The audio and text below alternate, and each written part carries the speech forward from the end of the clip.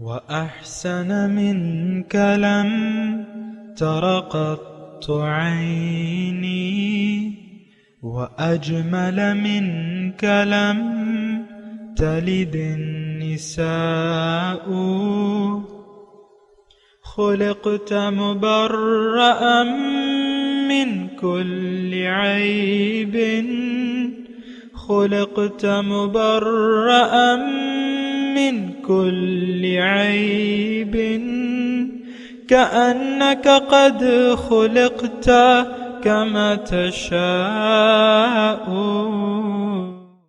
كتاب أنزلناه إليك مبارك ليدبروا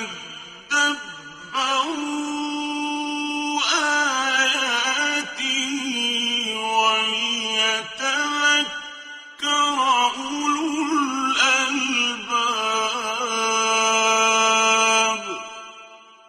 یہ کتاب برکت والی ہے جسے ہم نے آپ کی طرف نازل فرمایا ہے تاکہ دانش مند لوگ اس کی آیتوں میں غور و فکر کریں اور نصیحت حاصل کریں۔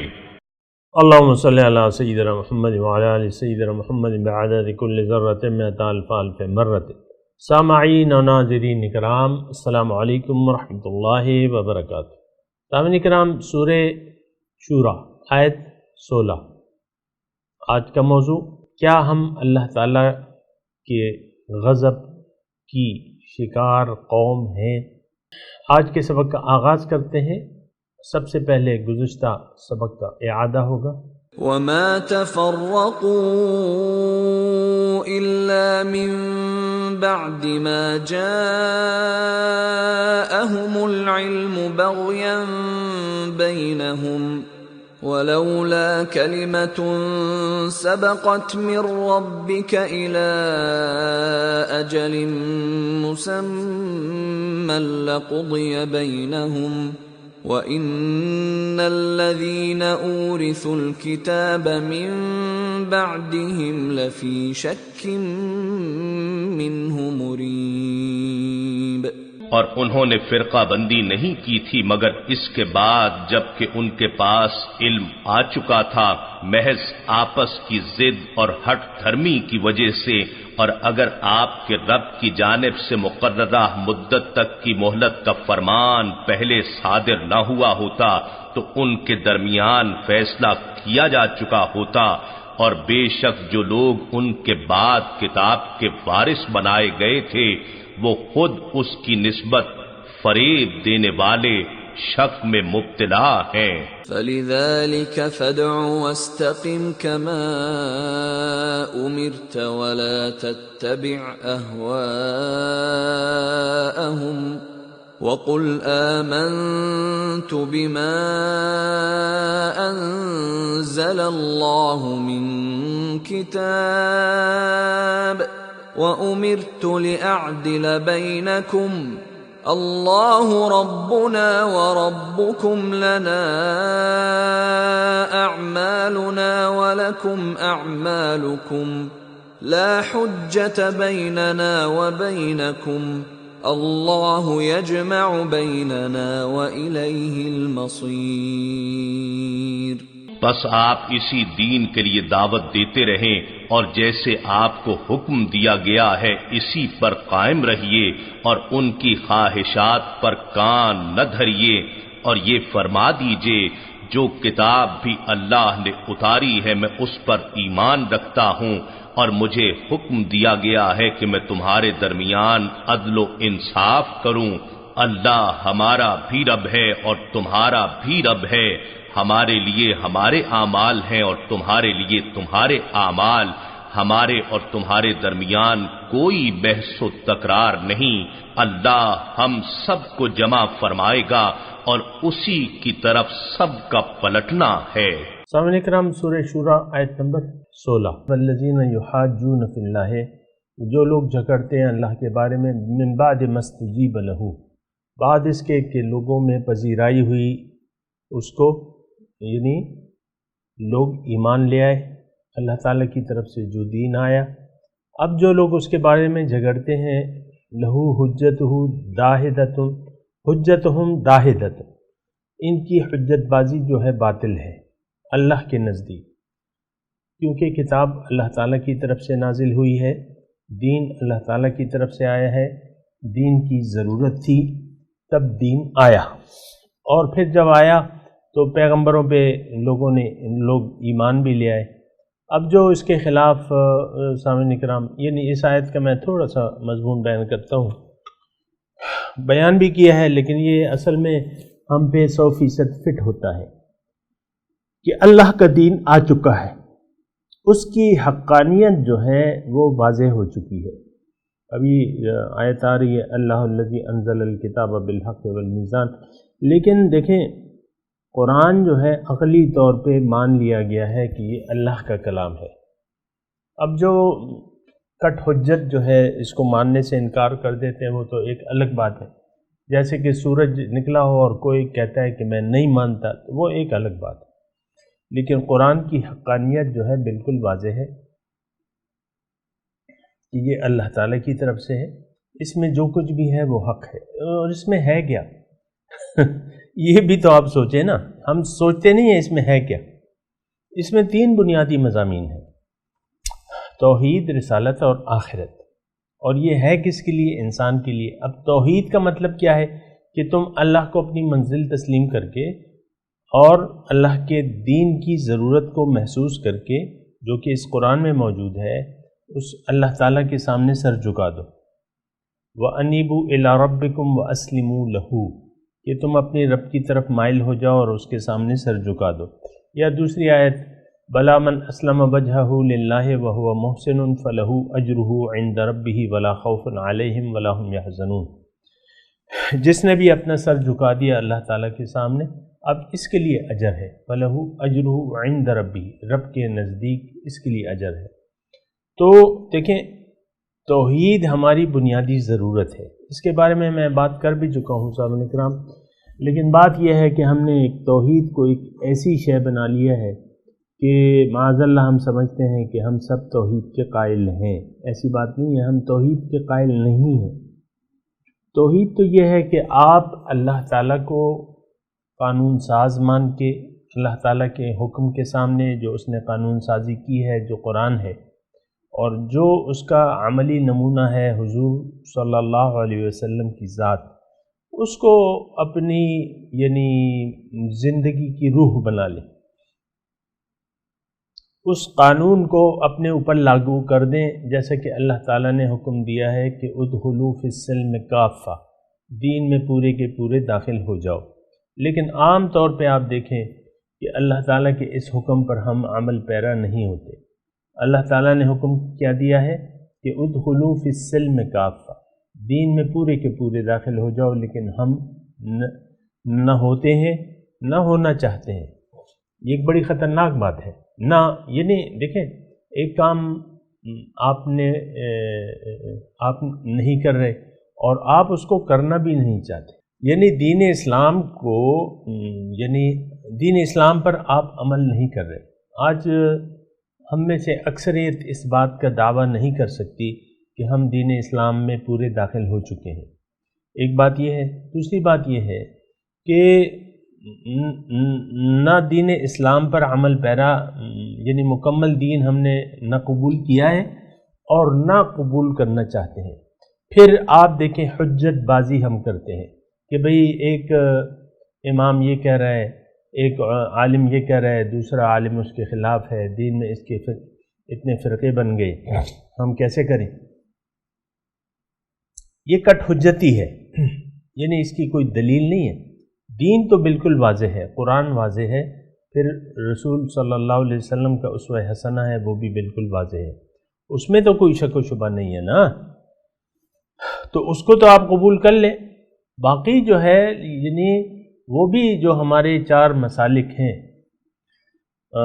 وہ بھی حق ہیں، وہ مسالک قرآن و حدیث کے خلاف تو نہیں ہے، اس کی اپنی ایک تفصیل ہے، لیکن چاروں حق ہیں۔ آپ ان میں سے کسی کو بھی فالو کر سکتے ہیں، کسی کی بھی تقلید کر سکتے ہیں۔ جو یعنی فقہ جو ہے، یا میں ایک ضمنی طور پہ بات عرض کر دوں، فقہ جو ہے وہ قرآن اور حدیث کے مطابق ہوتی ہے، یہ ایک بات نوٹ کر لیں، یعنی فقہ اس مسائل کے سلسلے میں ہوتی ہے جو قرآن اور حدیث میں بالکل واضح نہیں ہے، یا اگر ہے مثال کے طور پہ حضور کا ایک عمل ہے، 3-4 اعمال ہیں، نماز کا طریقہ ہے مثال کے طور پہ، تو تھوڑا سا اس میں اختلاف ہے، چاروں جو سلسلے ہیں یا جو مذہب ہے وہ حضور کی سنت پر ہی مشتمل ہے۔ فقہ کے بارے میں یہ ایک بات نوٹ کر لیں کہ یہ قرآن اور حدیث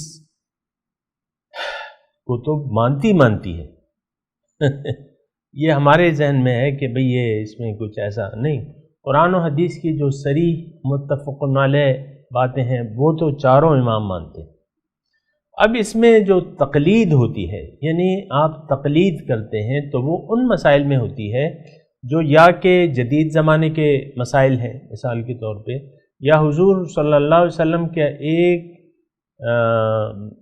عمل جو ہے وہ مختلف مقامات پر مختلف ہے، اس کی اپنی تفصیل ہے، تو پھر ہر امام نے اپنے حضور کی سنت ہی سے استنباط کیا ہے، یہ بات نوٹ کریں۔ پھر والذین یحاجون فی اللہ من بعد ما استجیب لہ، جو لوگ جھگڑا کرتے ہیں اللہ تعالیٰ کے بارے میں اس کے بعد کہ اس کے دین کی وہ دین حق ہے اور اس کی پذیرائی ہوئی ہے، اب جو یہ کٹ حجتی کر رہے ہیں، میں صرف اس لیے اس آیت کو دوبارہ تھوڑا سا بیان کر رہا ہوں کہ ہم میں سے اکثریت دین اسلام کی قائل نہیں ہے۔ وہ میں ہم کو کہتا ہوں نا کہ زبان سے کہہ بھی دیا لا الہ تو کیا حاصل، دل و نگاہ جو مسلمان نہیں تو کچھ بھی نہیں۔ عملاً دیکھیں میں بھی اس معاشرے کا ایک فرد ہوں، اور جو کچھ کھچڑی پک رہی ہے ہمارے ذہنوں میں وہ مجھے معلوم ہے کہ بھئی یہ کیا کھچڑی ہے، اصل میں تو یہ ہے کہ اللہ کو منزل بنانے کے لیے کوئی تیار نہیں، آخرت کو حاصل زندگی بنانے کے لیے کوئی تیار نہیں۔ ہم نے دنیا کو حاصل زندگی بنا لیا ہے، یعنی دنیا ہی ہمارا مقصود ٹھہری ہے، یعنی مقصود ہم اسی کو حاصل کرنا چاہتے ہیں، زیادہ فوکس جو ہے ہمارا آپ دیکھ لیں دنیا کی کامیابی پر ہے، ہمارا خود بھی اور ہم اپنے بچوں کا رخ بھی اسی جہنم کی طرف دھکیل رہے ہیں اپنے بچوں کو، دنیا کے جہنم کی طرف۔ دیکھیں ایک بات نوٹ کر لیں، دنیا سے آپ دین کو نکال لیں، اصل میں تو دین ہے، اس میں دنیا ہے، اگر آپ دنیا کو الگ کر دیں اور دین کو کوئی اور چیز سمجھیں یہ غلط فہمی ہے، لیکن اگر کسی نے ایسا کر لیا کہ دین کو الگ کوئی طریقہ کار سمجھ لیا، دنیا کو الگ سمجھ لیا، تو پھر عملی طور پہ دنیا جہنم بن جاتی ہے اور دین جو ہے وہ یعنی جنت ہوتا ہے۔ یہ ایک بات میں کہہ رہا ہوں، اس کو آپ ذرا نوٹ کریں اور سوچنے کی کوشش کریں۔ اب اس میں جو نقطہ بیان کر رہا ہوں میں وہ یہ ہے کہ اللہ تعالیٰ فرما رہا ہے کہ تم لوگ اے لوگو تم جو دین حقہ میں اعتراضات کر رہے ہو اور اس سے عملی طور پہ بھاگ رہے ہو، یعنی یہ ہم سے اللہ تعالیٰ مخاطب ہے کہ تم عملی طور پہ اس پہ عمل کرنے سے کتراتے ہو، بھاگ رہے ہو، لا یدینون دین الحق، اور دین حق کو تم اپنا زندگی کا نظام بنانے کے لیے تیار نہیں ہو، تو تمہاری یہ جو کٹ حجتی ہے یہ باطل ہے، ایک بات۔ دوسری یہ کہ اس کے نتیجے میں تم اللہ کے عذاب شدید کے مستحق ہو گئے ہو، یہ بات ذرا نوٹ کر لینا۔ اصل میں بار بار کہتا ہوں کہ قرآن کو تو ہم نے نہ تو قرآن تو دیکھیں ہمارے نصاب سے بالکل ہی باہر ہے، ہماری زندگی کے نصاب سے، کیا امیر کیا غریب، کیا عالم کیا جاہل، ان سب نے قرآن کو بس ایک متبرک کتاب سمجھ کے اس سے سلوک کر رہے ہیں، باقی اس میں کچھ ہمارے لیے ہے، ناٹ ایسی نہیں ہے، ہمارے لیے نہیں، ہم اسے اپنے لیے نہیں سمجھتے ہیں، لیکن یہ بہت بڑی غلطی ہے۔ قرآن تو ہمارے لیے ہے، اما لکا و اما علیکا، قرآن کو اگر آپ قبول کر لیں گے تو یا تو یہ تمہارے حق میں گواہی دے گا، شہادت دے گا، اور یا تمہارے خلاف گواہی دے گا۔ اما لکا و میرے الفاظ نہیں ہے سامنے کرام، اللہ کے رسول کے الفاظ ہیں، اما لکا و اما علیک، یا تو یہ تمہارے حق میں گواہی دے گا، اور یہ قرآن بھی گواہی دے گا، قرآن بھی اللہ کے حضور گواہی دے گا، رسول بھی گواہی دیں گے، اور رسول کیا گواہی دیں گے؟ ہم جیسوں کے لیے، وقال الرسول یا رب ان قوم اتخذوا هذا القرآن مہجورا، اے اللہ انہوں نے تو قرآن کو چھوڑ دیا تھا، تو ترک قرآن کر دیا تھا۔ 100% 100% آج وہ حالات ہیں کہ ہم نے قرآن کو چھوڑ دیا ہے۔ آپ دیکھیں نا، یعنی اس میں زیادہ نہ تو میری وضاحت کی ضرورت ہے، آپ کو خود معلوم ہے کہ قرآن کی حیثیت ہمارے نزدیک کیا ہے، کچھ بھی نہیں، کچھ عملی زندگی میں اس کی کوئی اہمیت نہیں ہے ہماری۔ ہم نے تو اپنی مرضی سے زندگی کے ایک ضابطۂ اخلاق طے کیا بھائی، میاں ہے بیوی ہے، اور باپ ہے یا ماں ہے، یا معاشرہ ہے، بھائی بہن رشتہ دار، انہوں نے سب نے اپنا ایک دین بنایا بھائی۔ آپ دیکھ لیں نا کہ کیا حیثیت ہے قرآن کی ہماری نظر میں، کوئی وہ جو حیثیت ہونی چاہیے وہ حیثیت نہیں ہے کم از کم۔ بہرحال اس کے میں آپ کو بتا رہا ہوں، اللہ تعالیٰ نے ایسے لوگوں کے لیے جو اللہ کی یحاجون فی اللہ کے الفاظ ہیں، اب اللہ تعالیٰ سے جھگڑا کون کرتا ہے؟ اس کا لفظی مطلب تو یہ ہے، اللہ سے جھگڑا کون کرتا ہے؟ کوئی مشرکین مکہ جو تھے مثال کے طور پہ، وہ تو شرک کرتے تھے، اور شرک کی بنیاد یہ تھی کہ ما نعبدہم الا لیقربونا الی اللہ زلفیٰ، یہ ان کی جو ہم بندگی کرتے ہیں یا عبادت کرتے ہیں، یہ اس لیے کہ یہ بابرکت ہستیاں ہیں، ہمیں اللہ تعالیٰ کے قریب کر دیں گی۔ تو جھگڑا تو انہوں نے بھی نہیں کیا تھا، لیکن جھگڑے کا مطلب سمجھے۔ جھگڑے کا مطلب یہ ہے کہ دیکھیں اللہ تعالیٰ نے ہمیں ایک خاص مقصد کے لیے پیدا کیا ہے، اور وہ مقصد کیا ہے؟ اللہ تعالیٰ نے ہمیں اپنے قرب کے لیے پیدا کیا ہے، اپنے دیدار اور ملاقات کی تیاری کے لیے ہمیں دنیا میں بھجوایا ہے۔ یہ بات بالکل آپ کے ذہن میں ہونا چاہیے، اس کے خلاف سوچ نہیں ہونی چاہیے۔ اب جب پیدا کر دیا، ہماری روح کو جسم دے دیا، ادھر ہمیں انسان بنا دیا، اب ہمیں ایک ضابطۂ حیات کی ضرورت تھی، زندگی گزارنے کا طریقہ، اور اس طریقے میں ساری نجات ہے سامنے کا۔ یہ بات بھی آپ کے ذہن نشین ہونا چاہیے کہ اصل نجات جو ہے اس ضابطۂ اخلاق کے مطابق زندگی گزارنے میں ہے، یا ترک خواہشات کہہ لیں، اپنی نفسانی خواہشات کو ترک کر کے اللہ تعالیٰ کے ضابطۂ اخلاق کو تسلیم کر کے اللہ کے حکم کے سامنے سر جھکا دیا۔ لیکن اگر ہم نے اللہ کی ہدایت کو نظر انداز کر دیا، اسے اتباع کے قابل نہ سمجھا، اور زندگی اپنی خواہشات کے مطابق گزارنے لگے، اور یہ بات میں دوبارہ آپ کو کہہ رہا ہوں کہ آج کل یہ صورتحال بالکل عام ہے، اور آج کل نہیں، سقوط بغداد ہو گیا، آج تک ہماری مسلمان جو ہے پھر غالب نہیں ہوئے، یہ مغلوب ہے، مغلوب، یہ غلام ہے۔ غلام دیکھیں، ایک تو ذہنی غلامی ہوتی ہے، ایک تو یہ کہ آپ کے ملک کو کسی نے فتح کر لیا، آپ غلام بن گئے۔ نہیں، میں وہ غلامی نہیں کہہ رہا، میں کہہ رہا ہوں کہ ہم جو ہے نفس و شیطان کے غلام بن گئے۔ ہمارے جو نفس ہمارا کہتا ہے، آج یہ دیکھ لیں، بہت آسان ہے اس بات کو سمجھنا، جو آپ میڈیا کو دیکھ لیں، آپ اپنے رویوں کو دیکھ لیں، معاشرے کے رویوں کو دیکھ لیں، یہ ہم نفس و شیطان کے غلام بے دام کیا مطلب؟ غلام بے دام، وہ اس نے ہمیں کہ نفس و شیطان نے ہمیں کوئی پیسے بھی نہیں دیے، بس ہمیں خرید لیا۔ لیکن خریدنا تو اللہ تعالیٰ چاہتا ہے، اور اس کی قیمت بھی اللہ تعالیٰ نے مقرر کر دی ہے۔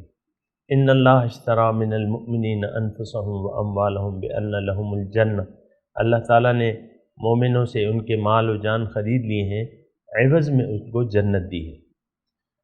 تو ایک سودا شیطان و نفس کی طرف سے ہے اور ایک سودا اللہ تعالیٰ کی طرف سے ہے۔ ہم نے یہ جنت کا سودا چھوڑ دیا ہے۔ آپ دیکھ لیں عام طور پہ جنت کی کوئی خاص طلب یا تڑپ نہیں ہے، اور وہ تڑپ اور طلب ہونی چاہیے آپ کے، یعنی وہ ظاہر ہونی چاہیے آپ کے طرز عمل سے۔ بے باک طرز عمل ہے، خواہشات نفسانی ہے۔ بڑے بڑے آپ لیڈران دیکھ لیں، کوئی یعنی یہ جو فلسفی ہیں، یہ جو دانشور ہیں آپ دیکھ لیں، یا بعض علماء سو ہیں جو ہمیں فرقہ واریت کے جہنم میں لے جا رہے ہیں، اور ساری باتیں اس کی فرقہ واریت کی ہیں۔ میں علماء حق کے خلاف معاذ اللہ کوئی بات کرنے کا سوچ بھی نہیں سکتا، لیکن بعض علماء ہیں، بعض ذہن ایسے ہیں کہ جو دین میں فرقہ واریت کے قائل ہیں کہ ہمارا یہ فرقہ ہے، ہمارا یہ مسلک ہے، فلان کا یہ مسلک ہے۔ بھئی ایک بن جاؤ، ایک بن جاؤ، نیک بن جاؤ، اللہ کے طالب بن جاؤ، اور اللہ تعالیٰ کے حکم کے سامنے سر جھکا دو اور محمد صلی اللہ علیہ وسلم کی پیروی شروع کر دو، بس یہ دین ہے، یہ اصل دین ہے۔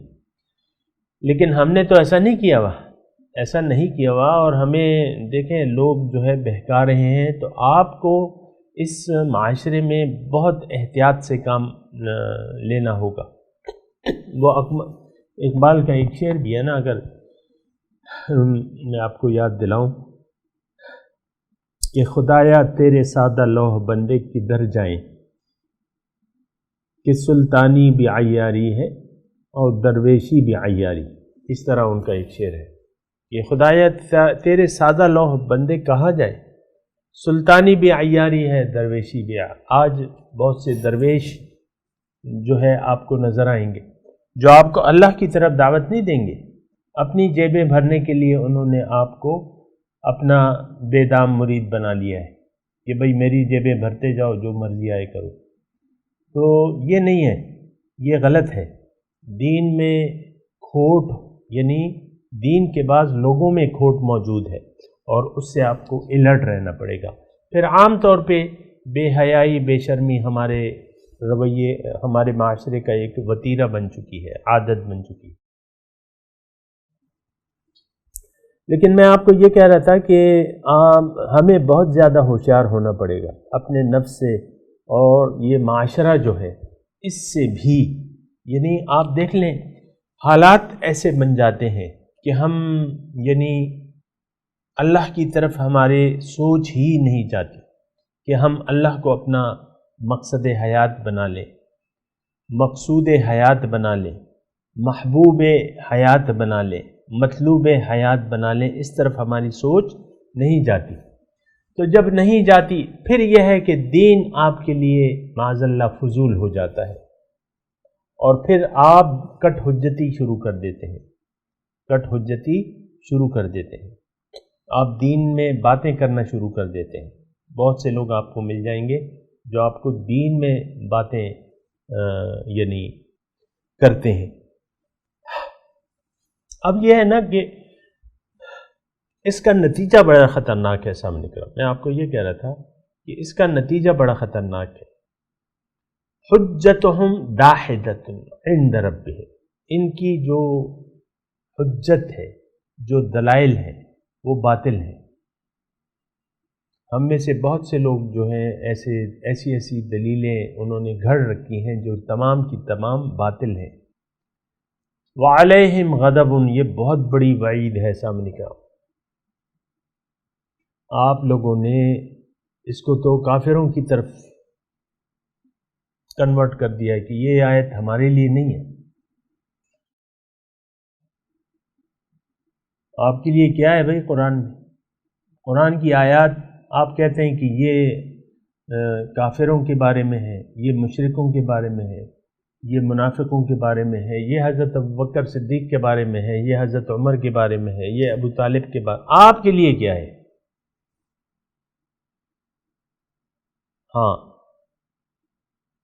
ہمارے لیے پھر اس میں کچھ بھی نہیں رہتا اگر اللہ ہماری منزل نہ ہو. یہ بات ذرا نوٹ کر لیں. اگر ہماری زندگی کی منزل اللہ نہیں ہے تو قرآن میں ہمارے لیے کچھ فائدہ نہیں ہے. اس کی ضرورت ہمیں محسوس نہیں ہوگی. دیکھیں قرآن ان ھذا القرآن یہدی للتی ہی اقوم. قرآن تو وہ آپ کو راستہ بتاتا ہے جو سب سے زیادہ سیدھا ہے، لیکن اللہ کے راستے پر آپ چلنا نہیں چاہتے، اللہ آپ کی منزل نہیں ہے، تو پھر آپ کی منزل ہو گئی دنیا. جب دنیا آپ کی منزل بن جاتی ہے، اور یہ آپ دیکھ لیں عام طور پہ سامعین کرام، یعنی اس معاشرے کو دیکھ لیں کہ دنیا ہی ہماری منزل ٹھہری ہے.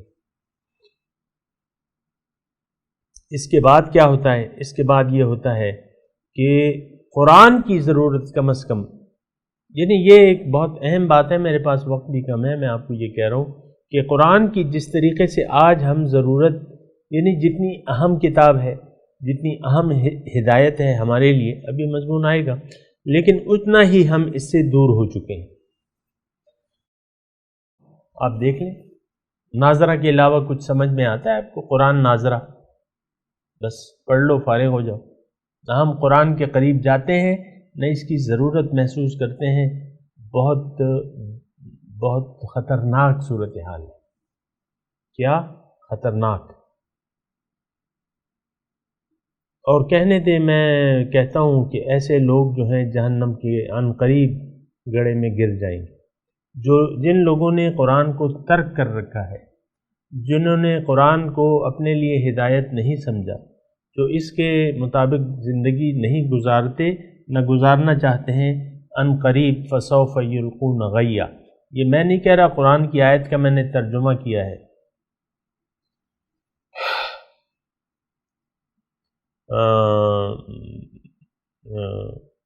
اضاعوا الصلاۃ واتبعوا الشہوات فسوف یلقون غیا. میں نہیں کہہ رہا، میری کوئی حیثیت نہیں ہے، میں تو اللہ تعالیٰ کے احکامات آپ تک پہنچا رہا ہوں. انہوں نے نماز کو ضائع کر دیا اور خواہشات کا پیروی کی، اور اب یہ جہنم میں جائیں گے. اب سامعین کرام میں تلاوت کرتا ہوں، میرے ساتھ دہرائیے. اعوذ باللہ من الشیطان الرجیم، بسم اللہ الرحمن الرحیم. والذین یحاجون فی اللہ من بعد ما استجیب له حجتهم داحدۃ عند ربهم وعلیہم غضب ولہم عذاب شدید.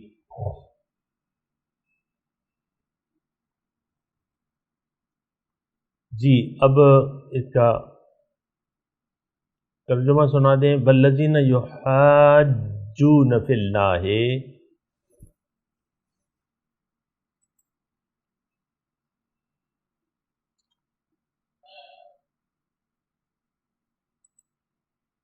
اور جو لوگ حجت بازی کرتے ہیں اللہ کے بارے میں، لڑتے ہیں.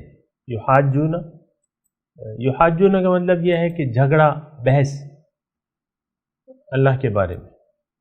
من بعد ما استجیب له،